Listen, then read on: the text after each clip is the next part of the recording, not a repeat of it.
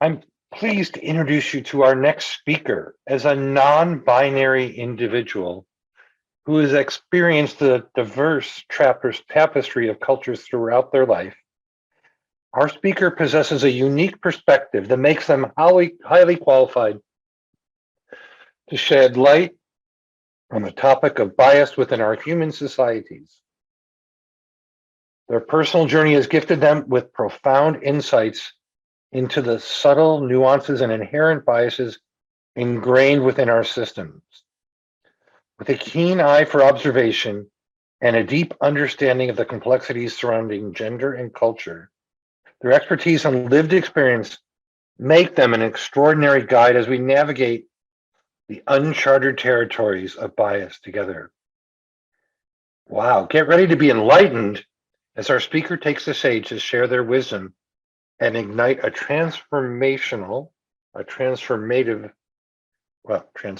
there we are, conversation that will challenge the very foundations of our understanding. Our speaker is a member of District 12, and that's debatable, yay! And they are the newly elected Club Growth Director for District 100. Join me in welcoming Angel Larena. Angel. The definition of human is a member of the species of Homo sapien or of the extinct species of the genus Homo. What does this mean? Take a moment and think about the last time you were treated unfairly.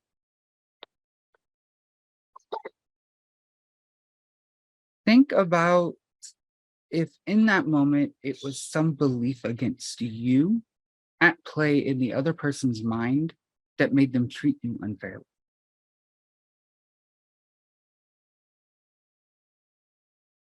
Now think of a time when you may have found yourself treating someone else differently.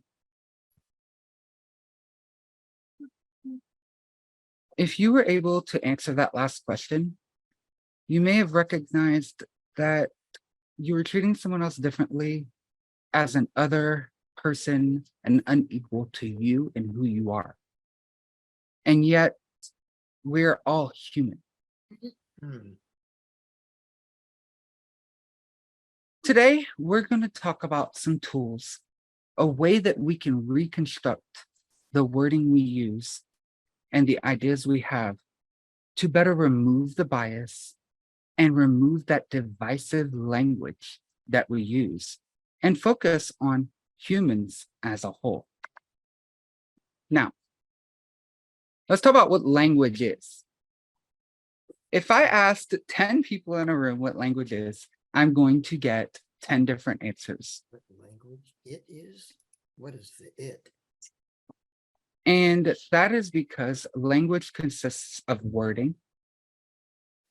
That's the words we use to construct the sentences we speak, to construct the pages we read, but also the next layer of context. Certain words mean different things in different contexts. If I told you I was going into a meeting, then I told you I'm meeting with someone, those have two different contexts to the word meeting and alter the definition of the word meeting, even though it's only minutely. The next layering of language is emotions. As humans, we have emotions, we feel them, whether or not we choose to admit it. And those emotions come into play with one, how we give language, and two, how we receive it and take it in. And finally, probably the most important part, the one we don't think about often, is history. History has a significant impact on language. And one example of this is the swastika. Originally, this was actually a symbol of hope, prosperity, and peace for many cultures, including Japanese, Buddhists, Taoists. But the Nazis took that. They took a symbol, co-opted it for their own purposes, flipped it around, and made it something so terrifying that to this day, years later, we still tremble at it. completely opposite meaning, completely changed the way we think about it. And humans often attach these elements together to form our thoughts and actions. Now, we're going to take a historical context and go into this looking at from the beginning. The Bible is the most translated book in the world. It is the most published book in the world. It is available in the most amount of countries and languages. Yet there's many different variations of understanding, translation, and things around it. Let's take a look at one word specifically, the word Selah, which is a Hebrew word, and it is mentioned 40 times throughout the Bible. However, there's only 2 times in the entire 40 that it means something differently. And that is in Genesis, the 2nd chapter, when splitting woman from a man Angel, and taking the rib. we cannot hear you.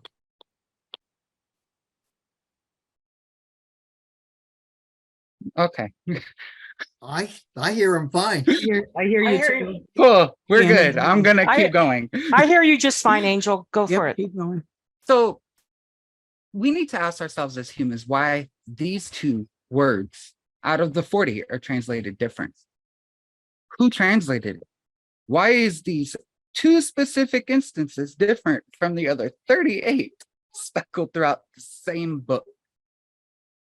Well, when it was translated, only a handful of what they called learned men were allowed to do translations.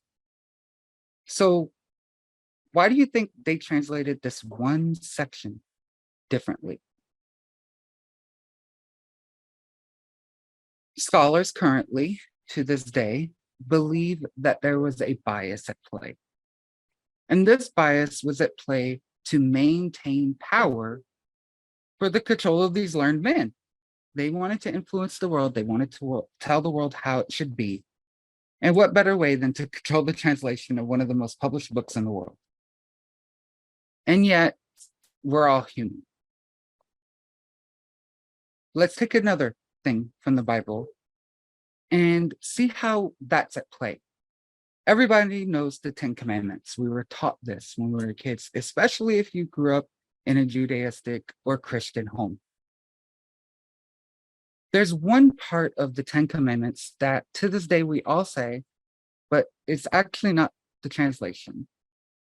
Scholars have found out that the commandment, thou shalt not kill, was actually originally meant to be thou shalt not murder. Now, why is this significant? Well, if you think of the word kill and the definition of kill, that could mean if I hit someone with my car and they die, I have killed them and I'm going to hell, according to the literal translation we say. But if you look at thou shalt not murder, that adds intent. That adds a different meaning to the word killing or murder. It means that I actually attempted and wanted to kill someone. See how that just a simple translation of a word that we may not look at could mean 2 significantly different things when it comes to context and meaning? I'm going to go and pick on another more current document, especially coming off of Independence Day. The Constitution of the United States starts with "We the people." What does that mean to you? Yes, I can go out there and ask 10 different people once again, and I will get 10 different things.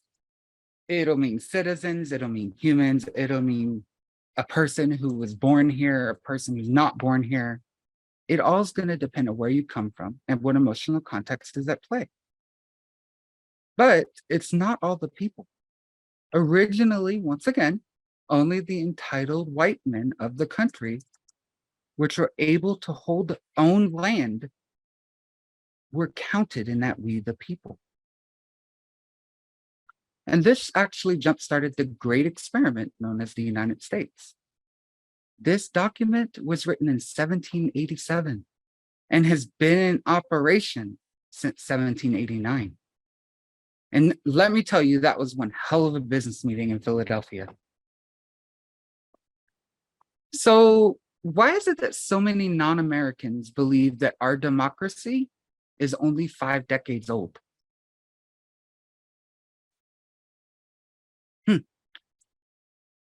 Even though the "we the people" was written in such an obvious way to us that we think it means everyone, if you were not a white male landowner, which technically was only a handful of people at the time, you were not considered in the "we the people" statement. And yet, we are all human. There is one word that cannot be misunderstood.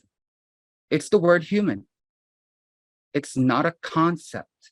It's not an emotion, and it's not a historical context. It is a fact of who we are. It is a statement of science. We all bleed. And as Judy said earlier, we share 99.9% of our DNA, even with our worst enemy, even with the people who want to kill us, take us off the world. That means all of us are equal. We are all human. And when I grew up, I was actually taught that women had an extra rib and men had one less. So, fun note, women have the same amount of ribs as men. Now, you've heard a lot of information. I want to take you through some specific examples with 2 older examples that have already been handled and 1 currently at play. Now, the first one is voting. The question that was posed was, should women or Black men or Black women have the right to vote?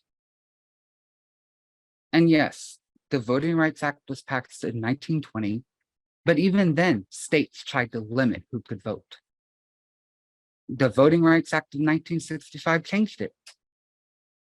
But you get that gap there, the 45-year gap. Let's reword that question. Should humans have the right to vote? It becomes really simple when you remove the divisive language that tears people apart. Now, the next one is, should non-white people have the same freedoms as everyone else? Yeah, in 1964, the Civil Rights Act was passed and we ended the segregation that was in our country, or at least we hoped it all ended.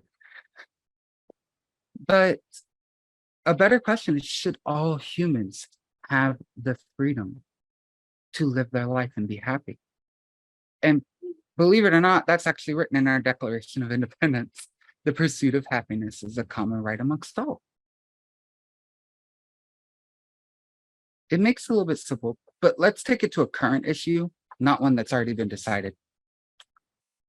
Transgender and non-binary people want access to healthcare that they feel would better their lives. Now, the question at hand is, should trans people receive the same healthcare rights that everyone else gets? Should they be able to decide what they want to do medically? Should they have the same access to doctors and hospitals? Now, let's take our concept and reword it. Should every human have the right to get access to the healthcare they want and deserve? It's the same question, but I guarantee you in 99% of minds, it's gonna have 2 different results when you're looking at it.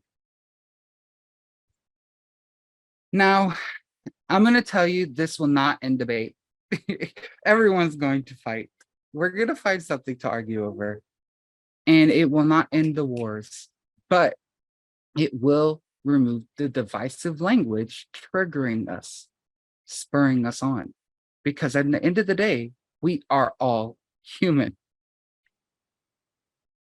Now, using this simple system of trying to remove divisive language, replacing it with human, or whatever you feel represents the human race, can give way to more discussion on what's critical, the criticalities of the world, like war, famine, climate change, the ever-evolving economy that we're always hearing so much trouble about, which is often drowned out by the divisiveness of our language, because it's more fun to watch people fighting over whether trans people should have health care than it is arguing about the economy.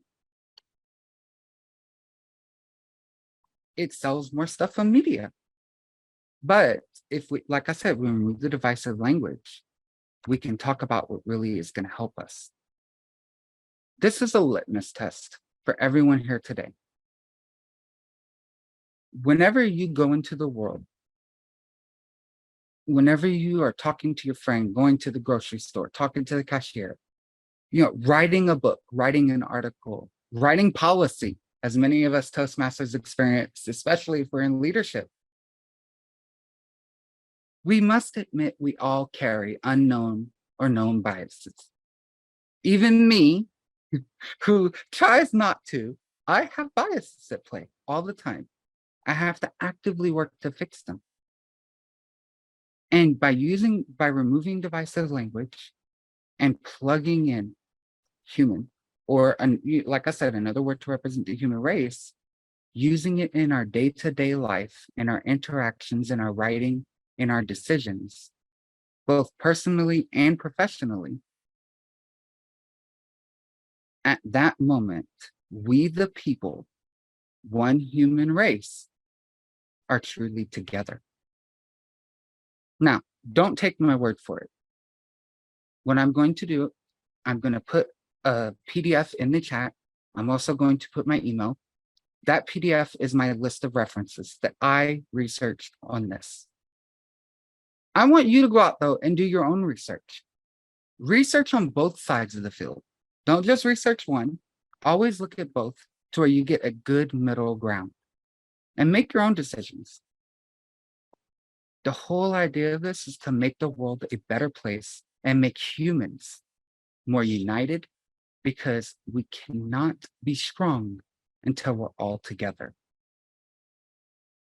Every time you've watched an End of the World movie, humans win because we band together. We fight together. And that's what we can do today with this litmus test. Thank you.